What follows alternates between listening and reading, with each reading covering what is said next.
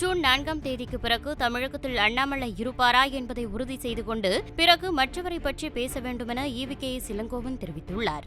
4ஆம் தேதிக்கு பிறகு அண்ணாமலை தமிழ்நாட்டில் இருப்பாரா இல்லையா என்பதை உறுதி செய்து கொண்டு மற்றவர்களை பற்றி பேசலாம். ஸ்ரீதர் கன்னியாகுமரி கலெக்டர் சொல்லிக்க மோடி தப்பில்ல, தனியார் இடத்துக்கு தான் போறாரு. இதுல தேர்தல் விதிமீறல் எதுவும் இல்லை. விவேகானந்த பாறை என்பது தனியார் இடமா? ராமகிருஷ்ணா மட்டும்தான். ராமகிருஷ்ணா மட்டும் அங்க எதுக்கு மூன்று அறைகள் இருக்கிறது என்று எனக்கு தெரியவில்லை. ஒரு அறை இவர் இருப்பதற்கு என்று சொல்லி இருக்கின்றார்கள். இன்னொரு அறை சமையல் செய்வதற்கும் அதிகாரிகள் தங்குவதற்கும் ஒரு அறை என்று சொல்லி இருக்கின்றார்கள்.